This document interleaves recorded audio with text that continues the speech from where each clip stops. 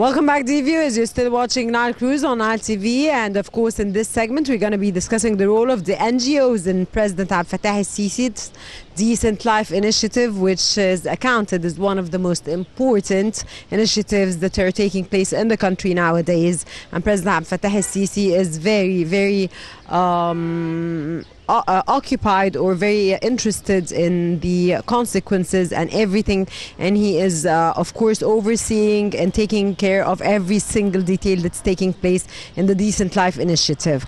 The Decent Life Initiative is the largest development project in Egypt's modern history. The initiative aims at improving standards of living, infrastructure and basic services, and targets 58% of Egypt's 102 million population. The Decent Life Initiative dates back to 2019, when the president charged the Ministry of Social Solidarity with developing Egypt's poorest or needy 1,000 villages. The Ministry of Social Solidarity, said that the project would target the most underprivileged sectors and individuals in the most impoverished and remote areas. And we are honored, dear viewers, to host our prominent guest, Dr. Amany, Hawla, Executive Director of a charity institution, to discuss the role of NGOs in this initiative. A very good day, of course, Mrs. Amany, and it is always a pleasure to have you with us in anything, whether it is Nile Cruise or anything on Nile TV International, because you're always an addition and you always add to us informative knowledge. So thank you very much for joining us today. Thank you very much, and it's an honor for me, especially you choose a lovely place. Yes, it's a lovely, cheerful place actually, full of red flowers, and it's really lovely. To start with, we're going to be talking about the Decent Life Initiative, of course. Would you tell us more about the NGO's role in boosting and supporting in this respect, please? We can say this Decent Life initiative can be a national project. Actually, it's not just concerning with some people and not others, because everybody should participate somehow in this initiative. For us as an NGOs, we are trying to improve the quality of education, especially vocational education, because this is a real key. The first step to improve our life is to be independent, to be productive, to have good skills in producing whatever we need in our community. Especially with the barriers are made now for the importing from other countries.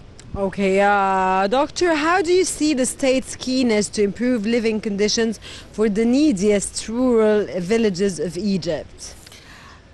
They suffered a lot actually for many decades, and it's really time to improve their lives. They need their basic rights of having good conditions, infrastructures, and of course it's a great initiative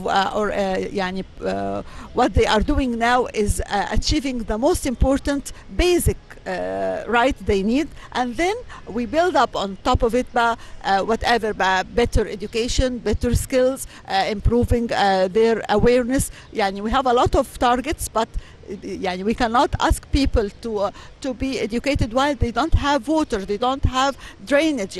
This is the basic rights they need. I'm so happy with what's going on, and I hope we can continue with them. We're going to be continuing, and it's very obvious that President Abdel Fattah al-Sisi is very keen on working on this project, because since it started, it's always mentioned, and it is one of the most important initiatives that is taking place in Egypt nowadays, the Decent Life Initiative, actually, for the needy places. And it's not only in it's in Upper Egypt, it's everywhere. And for the needy people, President Abdel Fattah al-Sisi always emphasizes on this initiative. And he always tells Prime Minister Mustafa Madbouli to take over and take care and to report back to him. So I think he's giving them hard time, actually. He is, probably. And everybody is trying to work on this initiative, because it is a really successful one that will really help the country. In this initiative, there are various entities working to provide better conditions in different sectors.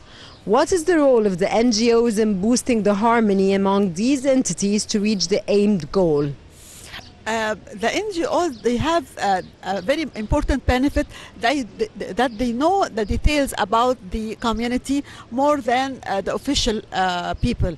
I mean, we know the families, we know the circumstances of every family. We can know what they need as a priority than another.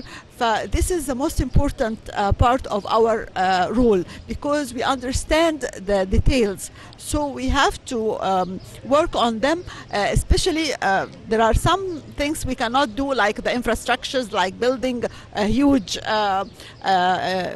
factories or schools or whatever. When they give us a chance to build up on top of what they are doing, it makes our role is much easier. Okay, Madam Amany, Hawla, you are one of the very important people that work in NGO organizations that like Egypt and love Egypt so much, and is always devoted to working so much on each and every initiative or on anything. I've long interviewed you and I've known more about you. I know much about you. At the beginning, when I interviewed you years ago, NGOs, the government did not used to help you and were not cooperative with you when you used to work. So you used to have and to go through very difficult phases when you used to work. Nowadays, did this change, or is it the same? Are you still the government does not work with the NGOs and you're working on your own and you're paying all the effort on your own? We have better communication, better attention, better communication. But still, the old rules are still there. We are still suffering, unfortunately. But actually, we can say we start to have hope in better communication and better cooperation with the governmental sector. This is a beginning of a long way. Yani we cannot feel that we will get a magic So you're stick. optimistic that one day the NGOs and the governmental organizations are gonna collaborate together and work together, and probably it's gonna be, the end result is gonna be better, because you're doing this just for you're just doing this for the sake of the country. You're doing it. You're not doing it for anything else but the country. Of course. It's something that you decided to do. Doctor, you said something about orphans before the interview. Yeah. What did you want to say exactly? I am worried about the young boys and girls getting out of the orphanage after reaching the official age of leaving the orphanage. For boys, it's 18 years old if he is not continuing to study for a higher education, like university education. Most of them, unfortunately, they just get very little education. They cannot achieve a lot. So by the age of 18, they are asked to leave the orphanage, and they don't have anybody in the world. They just have this is their own world. But they are suffering a lot, and unfortunately, sometimes they are picked up by some bad people trying to teach them to work in wrong and dangerous works. So we have a very nice plan for them. We make a course for a very important part of the industrial activity, which is the laser machine CNC. This is the most popular machine in all the factories. Any industry, name it, you will find some kind of laser machine in this industry. So we are giving them a course including 1 month and a half. After this course, they will be professional operators. That's wonderful. Yeah, so they will feel confident, and they will get easily a chance for a good job. And also we are trying to collaborate with the government, اتحاد الصناعات, the union of the industrial system. So we get them a better and easier chances to work and to find a job, to feel secured and feel they have a place, not feeling they are lonely and they don't have somebody to help. They will never feel lonely because God always overwhelms them. As the state tends to move on to digitalization, what about creating a network with the sharing data among the NGOs to be able to reach the neediest people? This is one of my dreams. Your And dreams? yeah. So I you asked cannot it- achieve? Unfortunately, there are a resistance even from some NGOs because it's against their, maybe we can say against their benefits. They don't like to be watched, and everything they are doing. No, I is, don't want to say this on air, but is it maybe other NGOs are corrupted? Unfortunately, some kind. Yani Okay. I cannot decide. I don't but- want. I'm not saying this. I'm just mentioning why. As digital. When you come to digital everything, so you have all the data digital, and you have and it's much easier. Why is it so difficult to make it? And Unfortunately, it's so easy to make everything facilitated at the same time. of course. So And when you say no, it's a big question here. this is يعني you are mentioning a very important point. I hope the decision making people can work on it. I'm sure that the decision makers are going to work on it because President Abdel Fattah al-Sisi, under his auspices, he is working so much in this country since he took, of course, the oath on the most important thing that he's working on is fighting corruption here in the country, actually. What's the role of NGOs in providing training centers and jobs? This is the most important thing. I think NGOs must work on it because we have a very negative culture that everybody is dreaming to be a doctor or an engineer or an officer, and we are humiliate the vocational work. And this is the most bad and stupid thoughts. We are, I don't know how we start to gain it. But I hope we start to remove these negative ideas, because if we look for the developed countries, we will discover 80% of the population there are workers. They are not engineers, they are not doctors, they are just workers, 80% of the population. This is the normal ratio we should get even in Egypt. Okay, doctor, what are the obstacles you face when you try to train the children?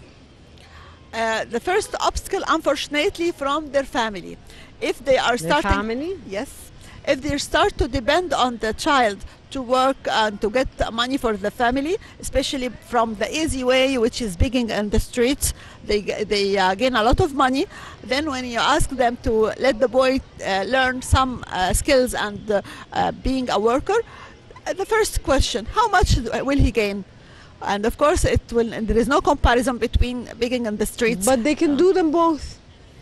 Unfortunately, they resist. They don't want to do the effort? The family resists because the boy feels happy with us.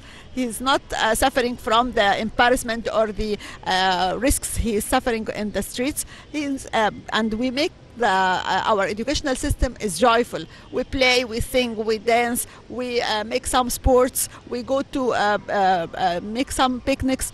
He's happy with us and start to be not interested in going to the streets.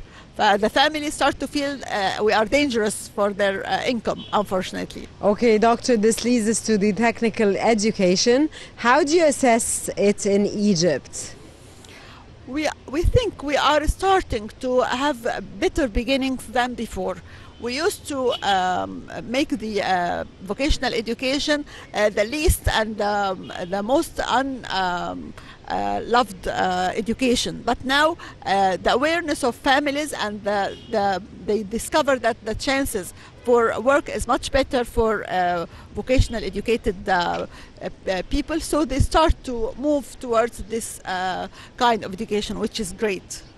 Okay, give a man a fish and you feed him for a day. Teach a man to fish and you feed him for a lifetime. Yes. How do you view this proverb? This is our principle. You are choosing the best thing we can say, and this is what everybody should do.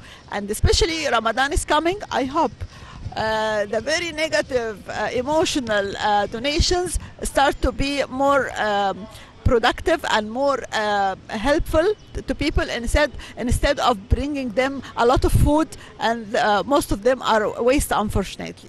Dr. Amany, is there any question that I did not ask you that you wanted me to ask you? You asked all the questions I can imagine, and I cannot. It was a pleasure, Dr. Amany Hawla, to have you with us and to this very exclusive interview, Executive Director of a charity institution. Of course, we were discussing the NGOs in this initiative. Thank you so much for joining us. Thank you very much for always joining us in every episode of Nile Cruise and in all episodes when it comes to anything related to Nile TV. You never deny us the right to come and give us your informative knowledge, and you're a person that really works hard on trying to make Egypt the best country all over the world, which makes us all proud and makes us proud. We have such a caliber like you. Thank you so much for joining us. Thank you very much. And please, I want to pass a message and to give you a mission. You want to send a message? And give you a mission also. Give me a mission. Yes. I have too much missions nowadays, but if you want to add one, you it's will okay. like it. Thank you very much. I appreciate very much that we give us a chance to tell about what we are doing. But please continue with us. Mention the ideas. You mean media? You want us to? You want us to continue the idea of the NGOs which are working on the initiatives like Decent Life Initiative. Yeah, you know, it's not only the government that's working on, but there are NGOs, organizations that are working together with the government to help to make this a very successful initiative under the auspices of President Abdel Fattah el-Sisi, which is the dream of the president. Yes. What is the mission that you want me to do? To follow up our activities, to come and have an idea about what we are achieving, even if it's negative or positive. We want to be clear and Where transparent. do you want me to be around, and I'll be there? Okay, it's a promise in front of your promise. audience. I don't need a camera. When I give a word, I give a word. Okay, we will contact. Okay, thank you so much for joining us, Dr. Amany. It was a pleasure. And dear viewers, this is all for this edition of Nile Cruise. Stay tuned. We'll be right back.